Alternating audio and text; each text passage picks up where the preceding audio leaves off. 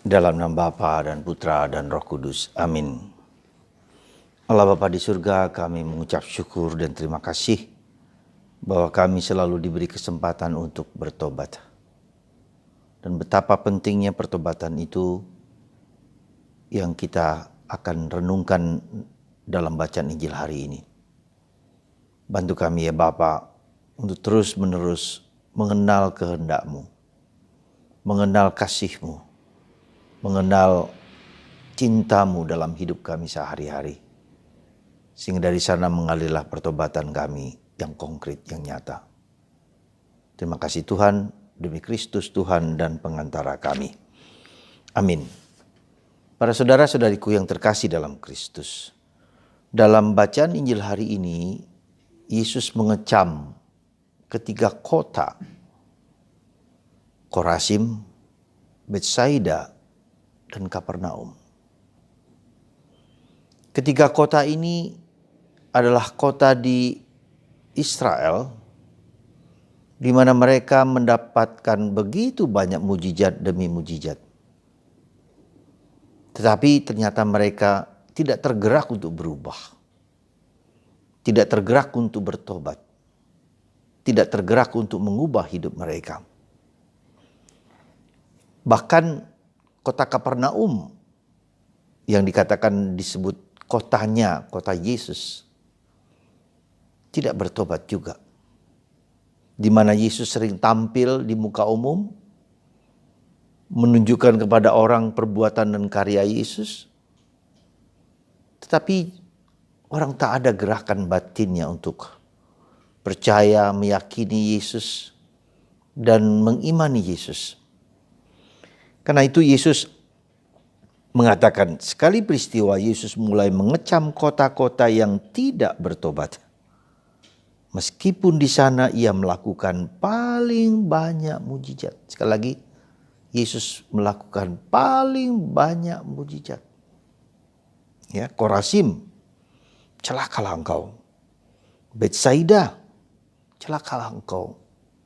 Bahkan dibandingkan dengan kota Tirus dan Sidon yang dianggap sebagai kota orang kafir.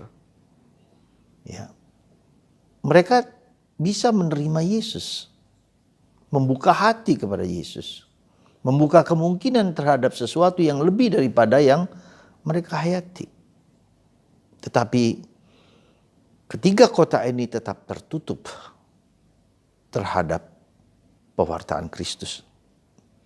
Bahkan Kapernaum, ya, dikatakan seandainya Sodom dan Gomora saja, ya, hukuman seperti itu, maka kalian akan dihukum lebih daripada Sodom dan Gomora.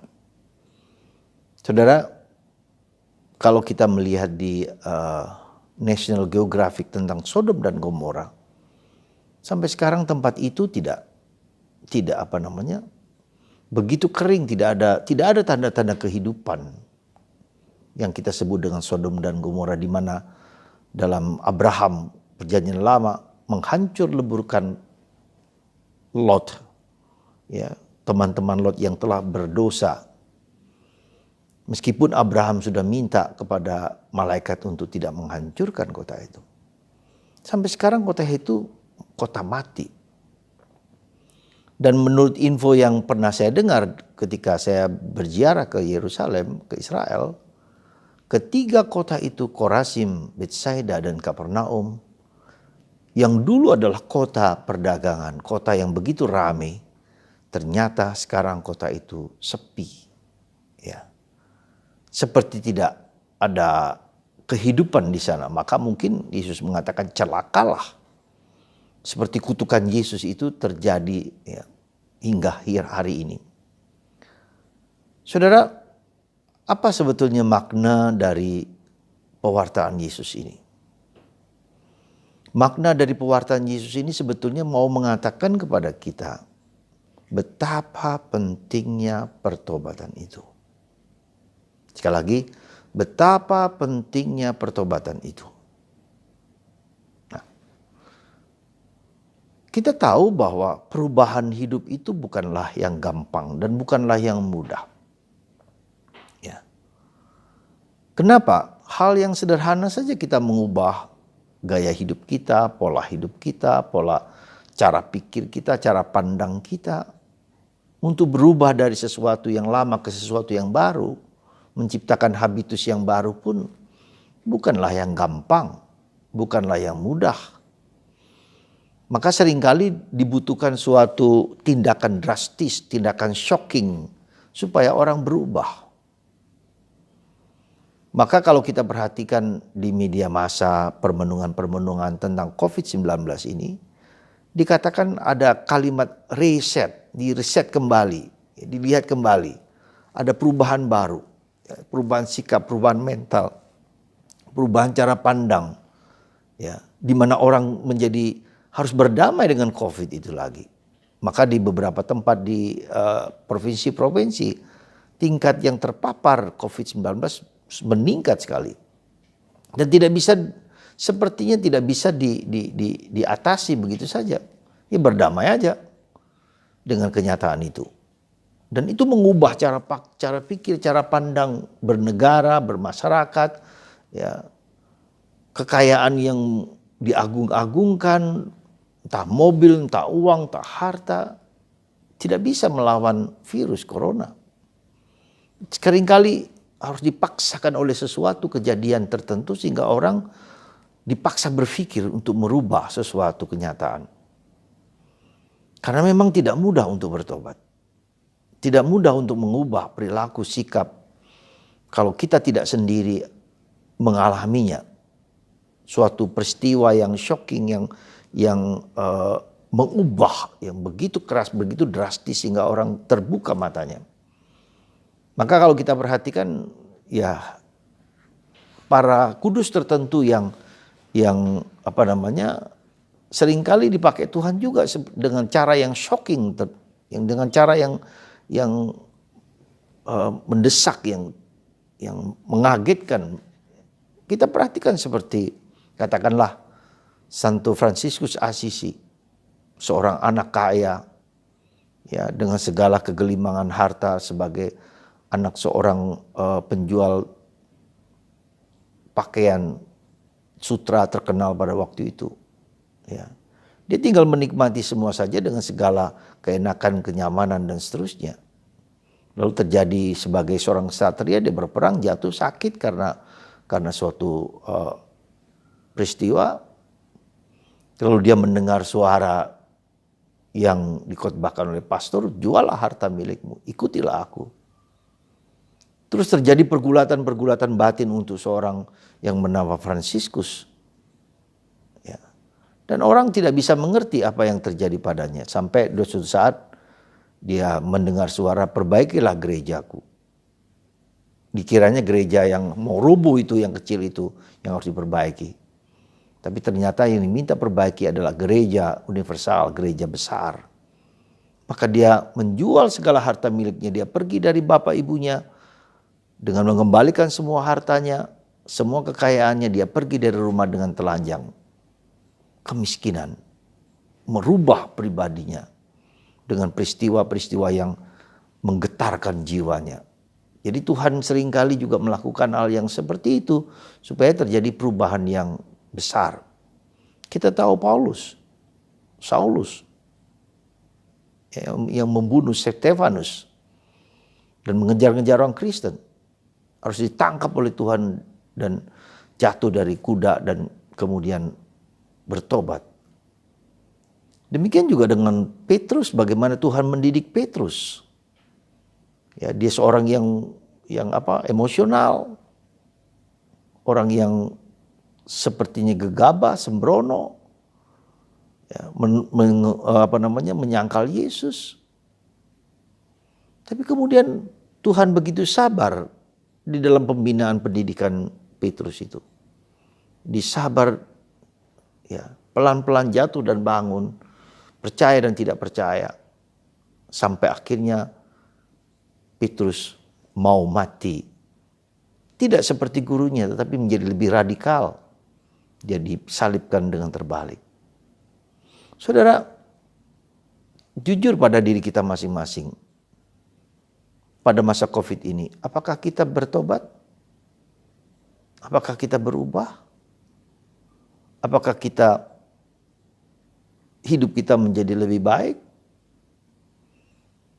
Apakah kita bisa memahami diri kita sendiri, kehendak baik, dorongan baik dalam diri kita? Apakah kita lebih mendengarkan suara Tuhan? Tuhan mau apa dengan hidupku? Apakah kita juga mendengarkan suara orang dekat di sekitar kita, suami, istri, anak-anak, sehingga relasi dalam keluarga semakin baik? Ada begitu banyak pertanyaan yang 3-4 bulan ini kita diajak untuk masuk ke kedalaman batin kita masing-masing. Pertanyaannya, apakah saya mau berubah? Pertanyaannya, apakah saya mau bertobat? Pertanyaannya adalah, apakah dengan gaya hidup kita yang lama, yang kita rasakan itu tidak memberikan kedamaian, kebahagiaan kepada kita? Tuhan seringkali mengizinkan bahwa kita ikuti semua ego kita ikuti semua kehendak kita ikuti semua apa yang kita maui.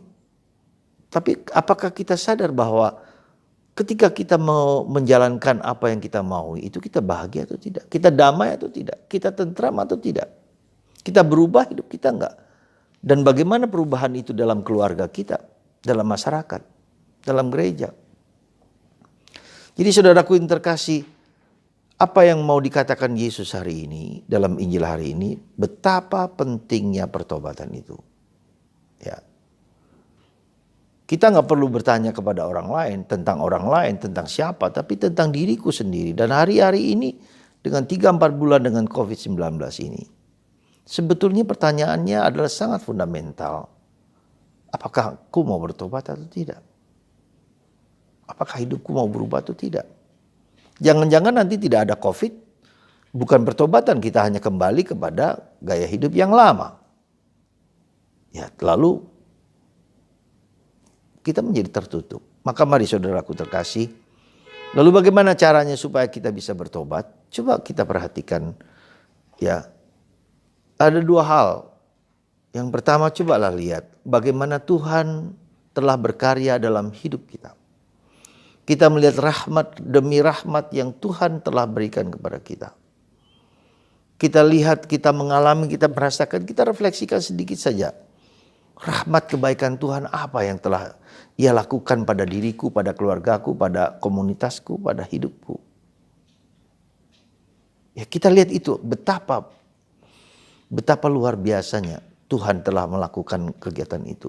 Di tengah segala kesulitan pandemi, kesulitan ekonomi di mana-mana. Dapatkah mataku melihat karya Tuhan yang begitu besar? Satu sisi lain, dapatkah kita melihat mungkin keterbatasan-keterbatasan kita, kekurangan-kekurangan kita, yang selama ini mungkin kita biarkan begitu saja. Misalnya relasi suami istri, orang tua dengan anak. Ya. Jadi ditunjukkan kepada kita hal-hal yang kurang, dan kalau kita ditunjukkan, kita juga harus bersyukur bahwa kita ditunjukkan gitu loh. Jadi ketika kita bisa mata kita melihat kekurangan itu, kita jangan negatif, jangan seolah-olah berpikir, wah saya kurang. Justru kita bersyukur ditunjukkan kekurangan, keterbatasan itu. Itu yang seringkali kita tidak suka dengan perubahan, karena kita merasa kekurangan itu seolah-olah mengancam hidupku, merendahkan hidupku. Tidak, tapi Tuhan cinta justru karena ingin supaya kita menjadi lebih baik, dan kekurangan itu ditunjukkan supaya kita berubah. Bagaimana kita berubah kalau kita tidak tahu apa yang menjadi kekurangan kita, kan? Maka mari saudaraku terkasih, sekali lagi Tuhan selalu memberi kesempatan kepada kita untuk bertobat. Dia sabar dengan kita, sangat-sangat sabar. Ya. Dan yang ketiga, bagaimana kita semakin dalam masa COVID ini semakin masuk lebih dalam gitu. Karena perubahan itu tidak mungkin dari luar. Tidak mungkin orang ngomong pada kita, mengkritik kita lalu itu berubah. Bisa, tapi betapa sulitnya, justru harus dari dalam. Pengalaman akan Allah itu mengubah, seperti saya berikan contoh tadi, Santo Fransiskus Assisi, Santo Ignatius, Santo Yohanes dari Salib, ya. Kemudian juga Santa Teresa, semua saja. Santa Teresa kanak-kanak Yesus juga sama. Ya. Maka mari saudaraku, siapa saja yang mau perubahan hidup terjadi ketika dia terbuka dan melihat karya Tuhan yang begitu besar dalam hidupnya. Sehingga dia didorong untuk mengubah sesuatu yang perlu diubah. Dan lebih mendengarkan kehendak Tuhan, apa yang dia inginkan bagi hidupku, bagi keluarga kita, bagi orang lain, bagi gereja dan masyarakat. Semoga mata batin kita dibuka, diterangi, dicerahkan oleh Roh Kudus yang ingin kita semua menjadi manusia yang terselamatkan dan diselamatkan. Semoga COVID ini juga mengingatkan kita akan panggilan itu. Ya. Jangan sampai setelah COVID selesai, justru kita tidak berubah. Sama seperti dulu. Semoga Kristus, Roh Kudus, dan Bunda Maria membantu kita untuk mengubah hidup kita menjadi lebih baik. Amin. Bapa di surga, kami mengucap syukur dan terima kasih bahwa kau ingatkan untuk bertobat, untuk mengalami kasih-Mu yang begitu besar dalam hidup kami, yang seringkali tidak dapat kami lihat dengan mata lahiriah kami.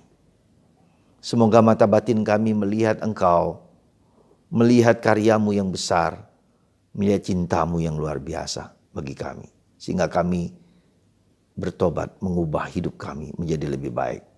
Terima kasih Tuhan. Kami juga berdoa untuk saudara-saudari kami, orang tua, orang-orang yang dekat dengan kami yang begitu sulitnya bertobat. Kami berdoa untuk mereka semua, terutama dari dosa-dosa mereka yang seringkali tak dapat diubah oleh kata-kata kami, tapi hanya Roh Kudus-Mu. Berkat-Mu atas kami semua, terutama bagi Anda yang sakit, diberkati, dilindungi, dan disembuhkan dari segala macam penyakit dalam nama Bapa dan Putra dan Roh Kudus. Amin.